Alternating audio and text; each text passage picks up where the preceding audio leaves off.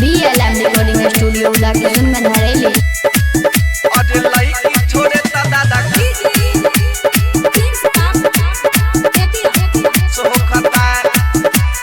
आजकल चलता बेअजबे ट्रेंड हो, पैसा खातिर केहू बन जाता बॉयफ्रेंड हो।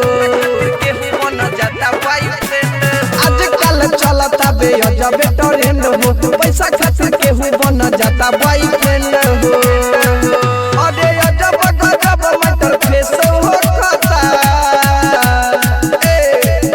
अरे लड़की छोड़े त दादा कुछ ना हो खेला, लड़का छोड़े त सीधा बांस हो खाता।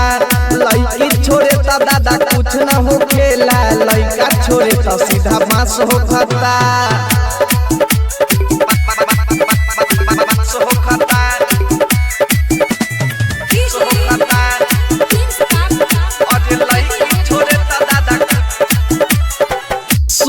शुरू प्यार बड़ी रहेला सपोर्ट में, फिर जाके मामला पहुँच जाला कोर्ट में। शुरू प्यार बड़ी रहेला सपोर्ट में, फिर जाके मामला पहुँच जाला कोर्ट में। अच्छाई से बुराई के विशेष हो खाता, लड़की छोड़े त दादा कुछ ना हो खेला, लड़का छोड़े त सीधा बांस हो खाता। लड़की छोड़े त दादा कुछ ना हो खेला, लड़का छोड़े त सीधा बांस हो खाता।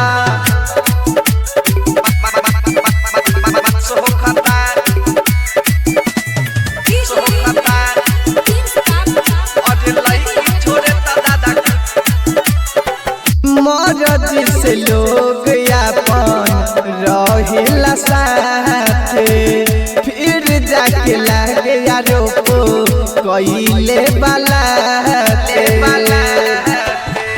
मर्जी से लोग अपन रहेला साथे, फिर जाके लागे यारो को कइले बालाते।